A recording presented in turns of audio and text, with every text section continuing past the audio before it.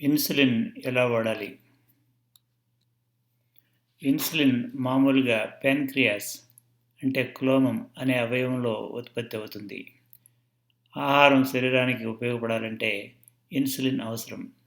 Insulin లేకపోతే ఆహారం ఉపయోగపడదు. రక్తంలో గ్లూకోజ్ పెరుగుతుంది. మూత్రం ద్వారా విసర్జించబడుతుంది. 24 గంటలు ఇన్సులిన్ ఉత్పత్తి అవుతుంది, కానీ తక్కువ స్థాయిలో. భోజనం చేసినప్పుడు అది అరిగే వరకు 2-3 గంటలు ఉత్పత్తి ఎక్కువగా ఉంటుంది. ఇన్సులిన్ ఉత్పత్తి శరీరం అవసరానికి సరిపడినంతగా లేనప్పుడు డయాబెటీస్ వస్తుంది.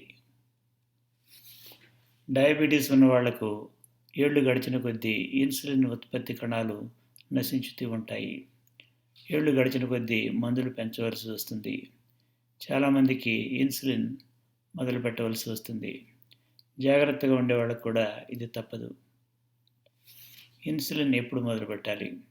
2-3 మందులు 3 నెలలు వాడినా గుణం కనపడకపోయినా, ప్రారంభంలోనే A1C 10 కన్నా ఎక్కువగా ఉన్నా, డయాబెటీస్ వలన దాహం, అతిమూత్రం, నీరసం, బరువు తగ్గిపోవడం లాంటి లక్షణాలు ఉన్న ఇన్సులిన్ మొదలుపెట్టాలి. ఇంకా చూద్దాం అని అనవసరంగా తాత్సారం చేయకూడదు. జబ్బు అదుపులోనికి వచ్చిన తర్వాత ఒక్కోసారి ఇన్సులిన్ మానేయటం వీలవుతుంది. ఇన్సులిన్తో ప్రధానంగా 2 ఇబ్బందులు. ఒకటి హైపోగ్లైసీమియా రిస్క్. బ్లడ్ గ్లూకోజ్ పద్ధతి ప్రకారం చూసుకోవాలి, టైం ప్రకారం తినాలి. 2 బరువు పెరిగే రిస్క్. మెట్ఫార్మిన్, కెనాగ్లిఫ్లాజిన్, లిరాగ్లుటైడ్ లాంటి మందులు ఇన్సులిన్తో పాటు వాడితే ఈ రిస్క్ ఉండదు. ఇన్సులిన్ని మిగతా మందులతో పాటు కలిపి వాడవచ్చునా? మెట్ఫార్మిన్, కెనాగ్లిఫ్లాజిన్, లిరాగ్లుటైడ్ లాంటి మందులను ఇన్సులిన్తో పాటు వాడితే మంచిది.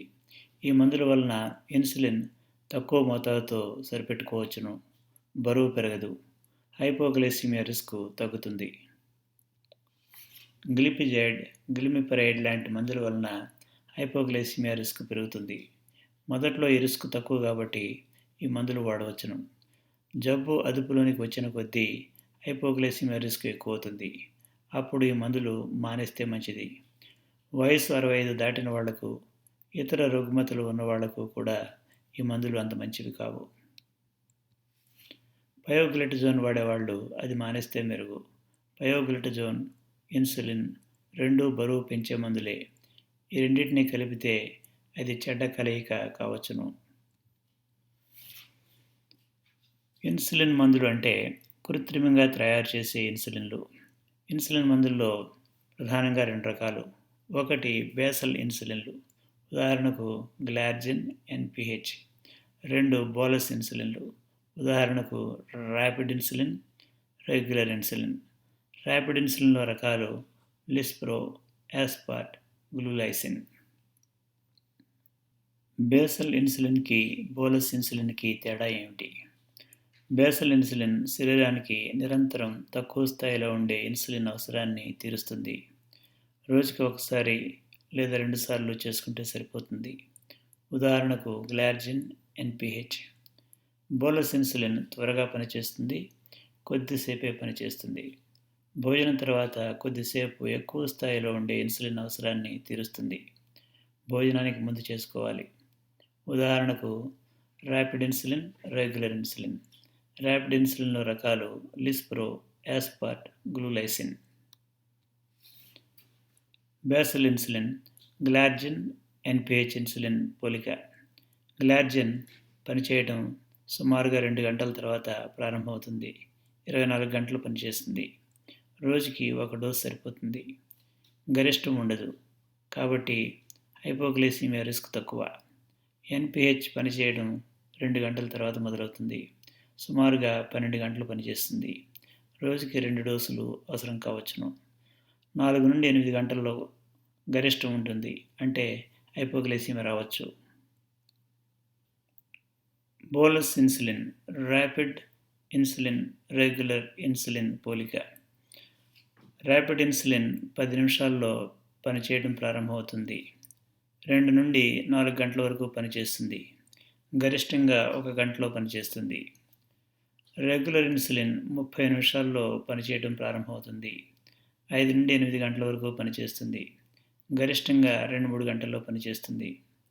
ర్యాపిడ్ ఇన్సులిన్కి ఉదాహరణలు లిస్ప్రో, యాస్పర్ట్, గ్లూలైసిన్. రెగ్యులర్ ఇన్సులిన్ని షార్ట్ యాక్టింగ్ ఇన్సులిన్ అని కూడా అంటారు. ఇన్సులిన్ వాడే పద్ధతులు అంటే ఇన్సులిన్ రెజిమెన్స్ అనేక రకాలు. కొన్ని రెజిమెన్ల గురించి తెలుసుకుందాం. ఏ రెజిమెన్ అయినా మంచి చెడ్డ ఉంటాయి. మీకు సరిపోయే రెజిమెన్ని మీరు మీ డాక్టర్ కలిసి ఎంచుకోవాలి. Glargine lispro regimen. ఇది ఖర్చు ఎక్కువ, సౌలభ్యం కూడా ఎక్కువే.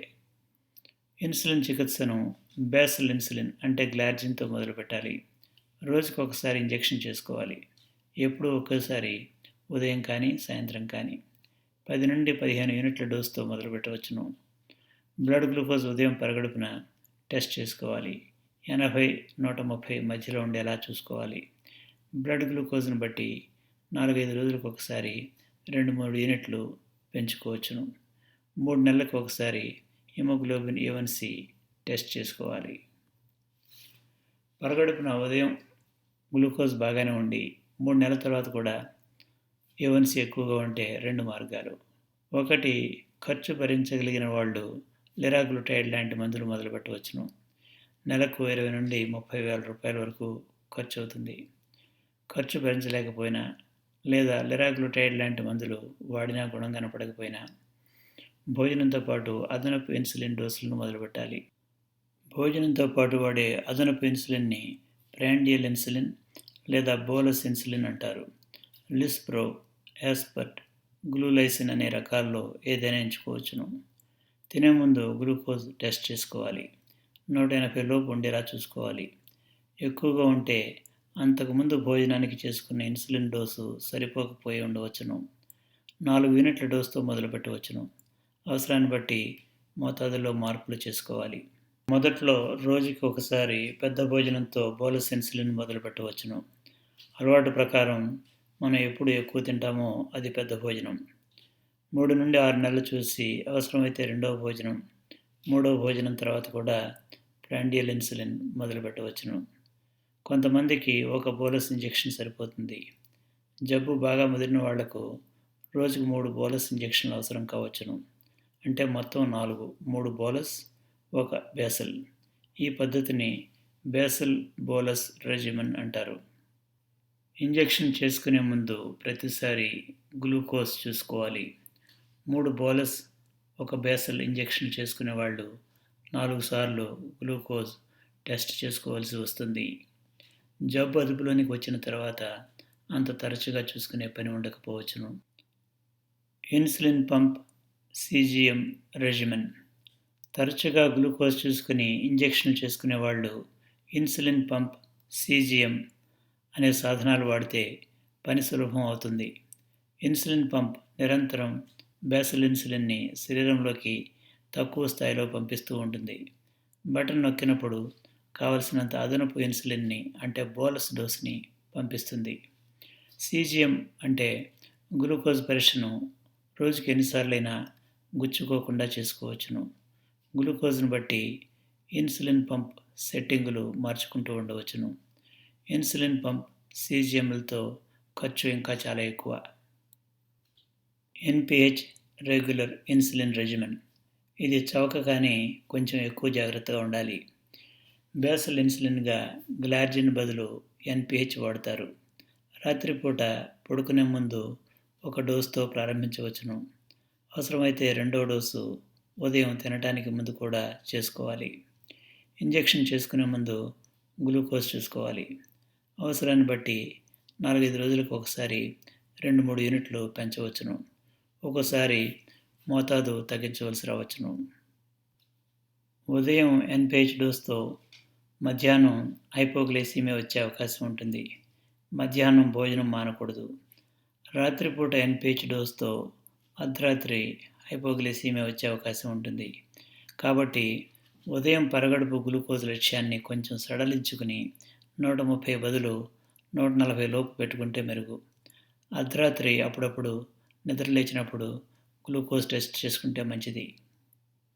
ఉదయం, సాయంత్రం గ్లూకోజ్ బాగానే ఉండి 3 నెలల తర్వాత కూడా A1C ఎక్కువగా ఉంటే భోజనంతో పాటు అదనంగా బోలస్ ఇన్సులిన్ మొదలుపెట్టాలి. బోలస్‌గా రెగ్యులర్ ఇన్సులిన్ వాడవచ్చును.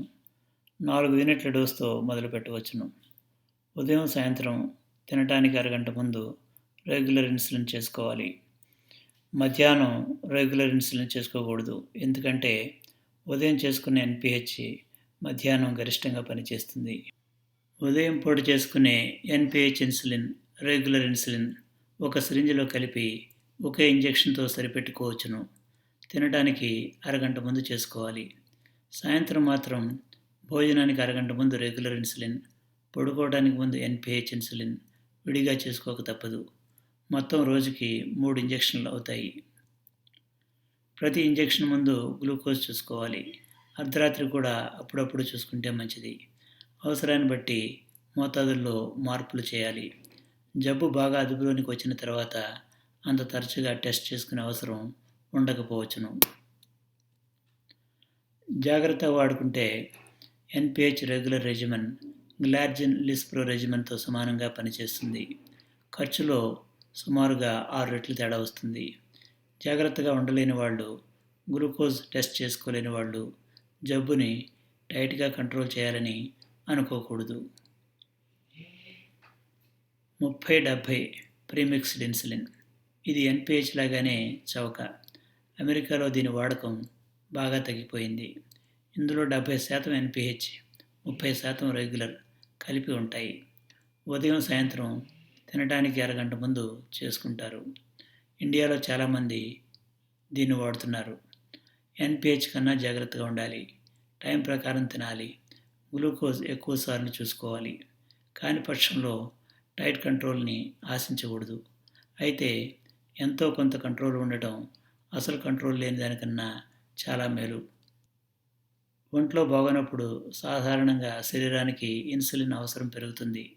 గ్లూకోజ్ అర్ధంతరంగా పెరిగిపోయి ప్రాణాపాయన పరిస్థితులు రావచ్చును. వీటిని diabetic ketoacidosis, hyperosmolar hyperglycaemic syndrome అంటారు. బేసల్ ఇన్సులిన్ మానకూడదు. అవసరమైతే మోతాదు పెంచాలి. తిండి సహించని వాళ్లకు బోలస్ ఇన్సులిన్ అవసరం ఉండకపోవచ్చును. వాంతులు, విరేచనాలు అయ్యే వాళ్లకు హైపోగ్లైసీమియా రావచ్చును. మామూలుగా కన్నా తరచుగా గ్లూకోజ్ టెస్ట్ చేసుకోవాలి. శరీరంలో నీరు తగ్గకుండా, అంటే డీహైడ్రేషన్ రాకుండా చూసుకోవాలి. డాక్టర్తో సంప్రదించాలి. శ్రద్ధగా చూసినందుకు ధన్యవాదాలు.